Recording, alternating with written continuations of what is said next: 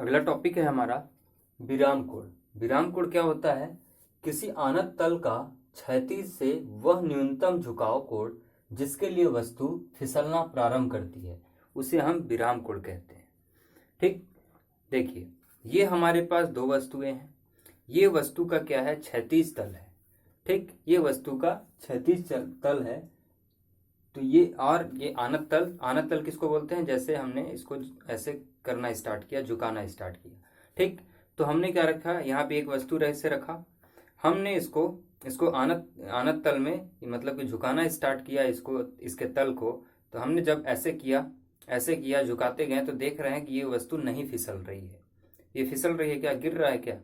नहीं गिर रहा है। तो ये गिर इसलिए नहीं रहा है क्योंकि यहाँ पे एक बल काम कर रहा है। वो बल कौन सा काम कर रहा है? स्थैतिक घर्षण बल काम कर रहा है।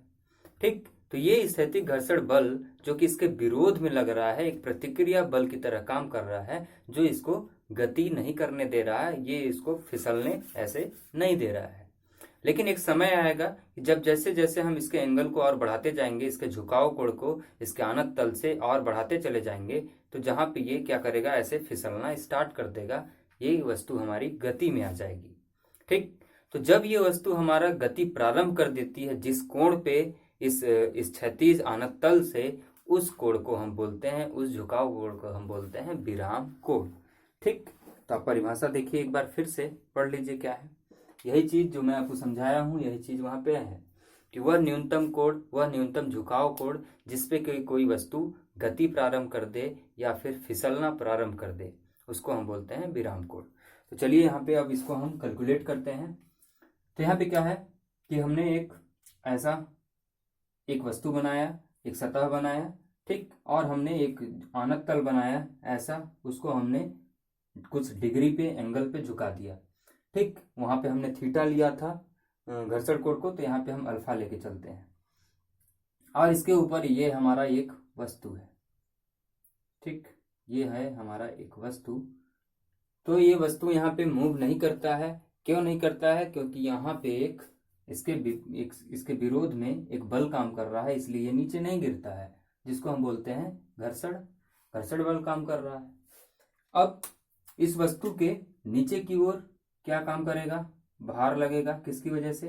अर्थ की वजह से, पृथ्वी की वजह से। कितना? mg।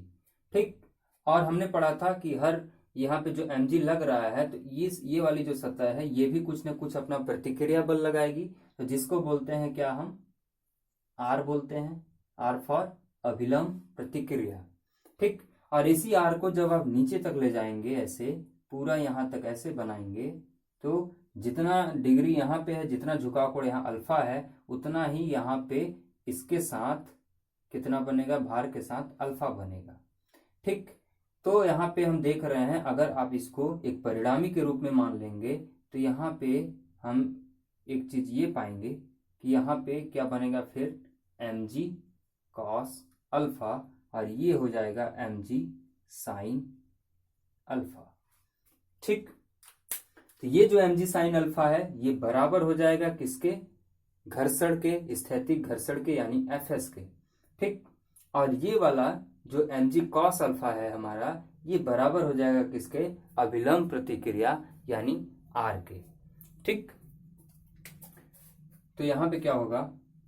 mg sin alpha upon mg cos alpha. जब आप इस चीजों को डिवाइड करेंगे तो ये कितना हो जाएगा? ये mg sin अल्फा बराबर होगा किसके? अपने विरोधी बल के, यानी Fs के। तो ये हो जाएगा Fs अपॉन ये वाला mg cos अल्फा बराबर होता है किसके? R के। आप यहाँ पे लिख भी सकते हैं कि ये R बराबर होगा mg cos अल्फा के। जितनी भी डिग्री के साथ, जितने भी बल के साथ वो पृथ्वी नीचे की ओर खींच रहा है, उसके विपरीत एक प्रतिक्रिया बल लगेगा R, जो कि उसके बराबर होगा। और जितना यहाँ पे बल काम कर रहा है इस दिशा में, उतना ही बल उसके विरोधी में काम कर रहा है क्या? Fs। इसलिए हम Fs को बराबर कर रहे हैं किसके? mg sin अल्फा के। ठीक, तो जब आप इन चीजों को डिवाइड करेंगे तो ये चीज आ जाएगा, ये mg कैंसिल हो जाएगा। Sine alpha upon cos alpha होता है tan अल्फा। ठीक, और Fs का मान हमने पढ़ा है कितना होता है? Fs बराबर होता है US R। ठीक, स्थैतिक घर्षण गुणांक इंटू अभिलंब प्रतिक्रिया। तो यहाँ पे वैल्यू पुट कर दीजिए इसका, ये हो जाएगा US R upon R, R R cancel. तो अगेन हमारे पास क्या आ जाएगा, tan अल्फा बराबर म्यू S। ठीक, तो हमने देखा कि जो घर्षण कोण है और जो विराम कोण है दोनों बराबर होते हैं, किसके, म्यू S के, घर्षण गुणांक के।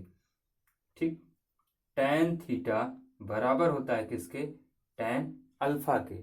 और ये सारी चीजें यानी विराम कोण और घर्षण कोण किसके बराबर है, घर्षण गुणांक के। तो इसका मतलब थीटा बराबर होगा किसके, अल्फा के। ठीक, तो ऐसा हम कह सकते हैं और लिख भी सकते हैं कि विराम कोण और घर्षण कोण आपस में बराबर होते हैं। ये सारी चीजें हम क्यों कर रहे हैं, ये सारी चीजें हम केवल और केवल गणना करने के लिए कर रहे हैं, किसको, घर्षण गुणांक को। जैसे कि हमारे पास लकड़ी है, एक लकड़ी के ऊपर हमने कोई दूसरी लकड़ी रखी और इसका हम घर्षण गुणांक पता करना चाह रहे हैं कि कितने घर्षण गुणांक के साथ इसकी प्रकृति कैसी है, ये इस पे वस्तु घर्षण करेगी, गति करेगी, फिसलेगी। ठीक, इसीलिए हम अलग अलग वस्तुओं में ये ज्ञात करते हैं कि कितना हमें किसी वस्तु में बल लगाने की जरूरत है, उसकी प्रकृति कैसी है, उसका घर्षण गुणांक कैसा है। ठीक, अब इसका न्यूमेरिकल पार्ट देखिए, आप इसको आप स्क्रीनशॉट ले लीजिए।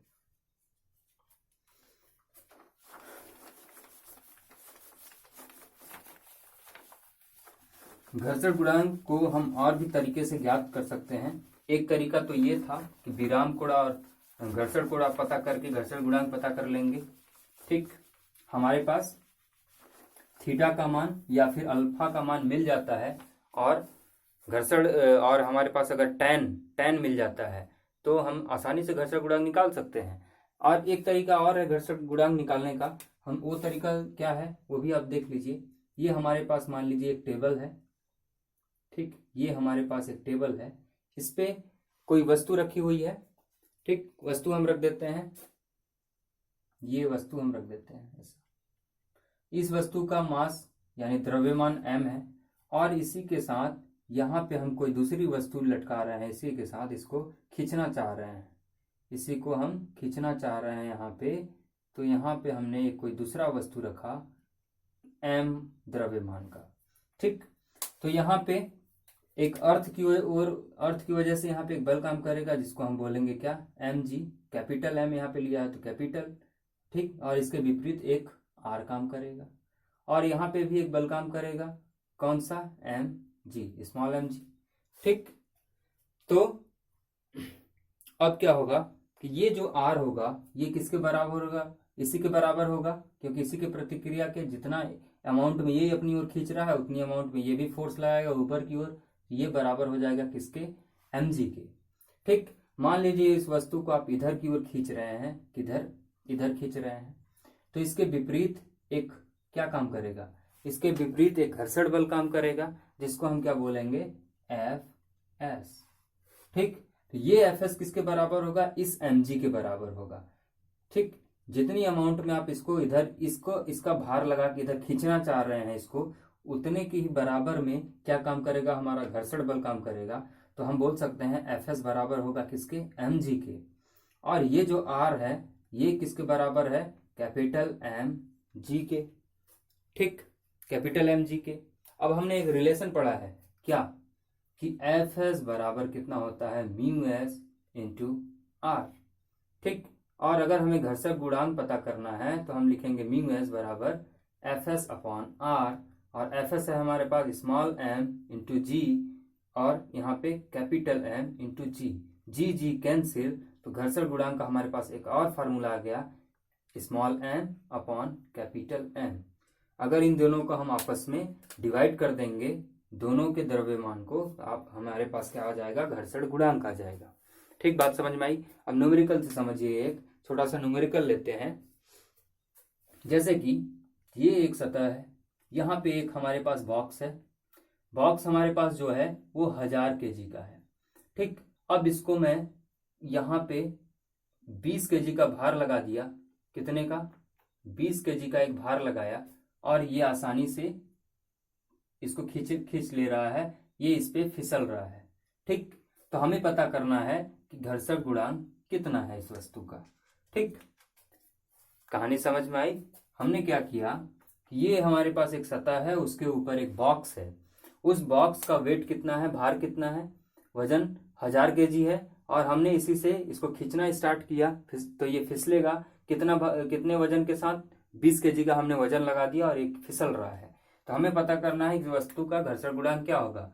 तो हम ये फार्मूला डायरेक्ट लगा देंगे, तो ये कितना हो जाएगा 20/1000, ये कैंसिल, ये आ जाएगा कितना 50, तो ये कुछ आ जाएगा कट पिट के, तो देख लीजिएगा। ठीक,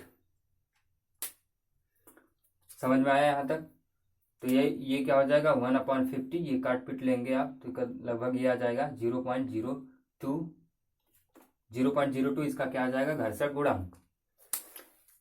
अब देखिए एक दूसरा न्यूमेरिकल देखिए, समझिए। अब हमारे पास क्या है, ये हमारे पास एक वस्तु है, ठीक, इसको हम खींचना चाह रहे हैं, जिसका घर्षण गुणांक हमारे पास है 0.1 और इसका भार है 100 kg। अब हमें पता करना है कि यहाँ पे हम कितना लोड लगा दें, कितना भार लगा दें कि इस 100 kg वस्तु को हम आसानी से यहाँ पे खींच सकें, जिसका कि घर्षण गुणांक 0.1 है। कितना क्या करेंगे हम, अगर इसको हमें पता करना है तो हम सिंपली क्या करेंगे, इनको मल्टीप्लाई कर देंगे 100 × 0.1, तो ये कितना आ जाएगा 100 × 0.1 करेंगे तो ये बन जाएगा आपका 10 kg। मतलब यहाँ पे 10 kg अगर आप लगा देते हैं तो ये आसानी से इसको खींच लेगा। तो ये हमें आसान पड़ता है घर्षण गुणांक की मदद से।